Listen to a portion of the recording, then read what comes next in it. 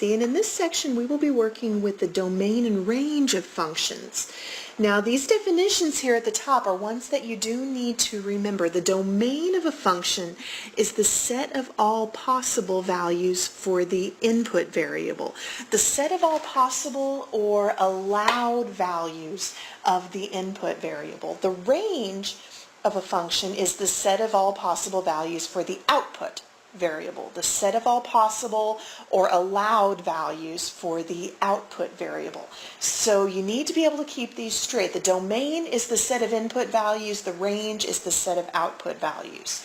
So looking at example 1, here we have a function, k of x, represented by a table of values.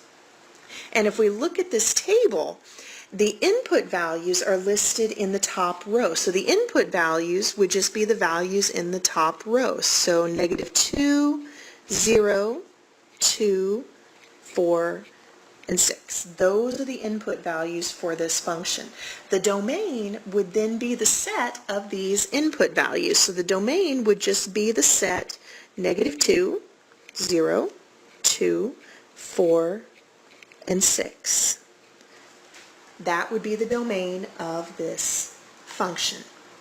The range, same idea. Look at the output values. For this function, the output values are given in the second row, k of x. The output values are 3, -7, 11, 3, and 8. Just listing those down. The range would just be the set of output values. Now for the range, it's nice to always write the range, the values in ascending order. So I'm going to start with the lowest value. Here's -7, then 3. I'm only going to write that once, 8, and 11. That is the range for this function. Now example 2, we're given a function as a set of ordered pairs. Here we have the function b is the set of these ordered pairs. So looking at these, the input values are 2, 5, 8, and 11. The domain is just the set of the input values. So it would be 2, 5, 8, and 11. The range is the set of output values, so you need to look at this function and pick out all the output values. The output values are -4, 7, 0, and 23. Again, it's nice to put them in order, so I'm going to start with the -4, 0, 7, and then the 23. And that would be the range of the function b. Now example 3, we have the function f of x, right, f of x here, given by a graph. And looking at this graph, it does pass the vertical line test, so it is a function. We need to determine the domain and range.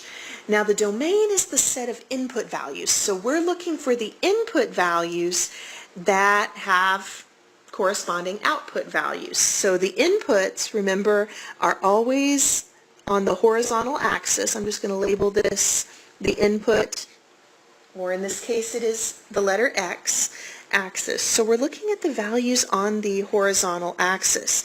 Now if we were going to pick a value, let me just take 10 here. You can look up and you can look down.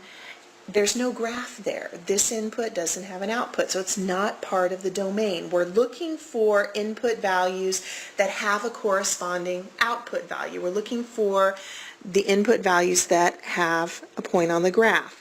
Now if you notice, we have to start at, here this would be -4. That is the lowest input value that has a corresponding output value. Now just looking at this axis, everything from -4 all the way until right here at 6. Every point in between -4 and 6, every input value has a corresponding output value. So in order to represent the domain, we can't just list the numbers. There is no way to list every single number between -4 and 6. There's infinitely many numbers there. So we're going to write it as an interval. using a compound inequality. The letter for the input is x, so that's going to be in the middle. The lowest possible input value is -4. And looking at the graph, -4 is included, so we want less than or equal to there. And then the highest value is 6, and it is included. So we want to make sure we have the or equal to sign there. So the domain is everything between -4 and +6. So we have -4 is less than or equal to x is less than or equal to 6. Same idea for the range. The range, we're looking at the vertical axis this time, and we want to find the output values for the graph. So looking at the graph, the lowest point possible is right here, and its output value is -1, and everything greater than that, every output value has a spot on the graph, all the way up until we reach 8. This is the highest point on the graph. So we have the lowest point is at -1, the highest point is at 8. So the range is going to be everything between -1 and 8. The range is the output, so we want to write the function f of x here in the middle. And then think about, do we include these endpoints? Is -1 actually included here? And it is. So we're going to write -1 is less than or equal to f of x. And then the 8 is included as well. So f of x is less than or equal to 8. Now example 4, we have more graphs. And if you notice here, the graphs look exactly the same except for the inputs. Here, a closed circle means that the endpoint is included. An open circle, not included. So this is something that's going to make a really big difference when we write down the domain and range. So for this first one, a of x, looking at the domain first, the lowest value is going to be -4. And moving along the axis, looks like the highest input value is going to be at +1. So we know that we have -4 and 1. Now we need to think about, do we include the -4 and the 1? Because we have closed circles here and here, we do. So it's going to be less than or equal to, the input is x, is less than or equal to 1. The range, same idea. Look for the lowest output value. The lowest output value in this case is 0. The highest is 3. And we do include those inputs. So it's going to be less than or equal to a of x is the function. It's less than or equal to 3. Now for b of x, the graph looks exactly the same except we have these open circles. We're not actually including the endpoints. So the domain, again, is going to be everything between -4 and 1.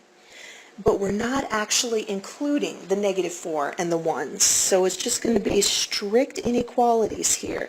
Is less than x is less than 1. And the same idea for the range. It's everything between 0 and 3, but we're not actually including the 0 and we're not actually including the 3. So is less than b of x is less than 3. Now for c of x, we have a closed circle here at -4, 0, an open circle at 1, 3. So we're going to have to be really careful when we put this together. The domain is, again, everything between -4 and 1. We're including the -4. We're not including the 1. So here we have less than or equal to. Here, strictly less than 1.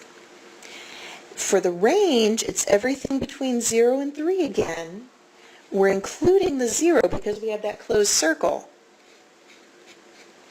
We're not including the 3 because we have an open circle.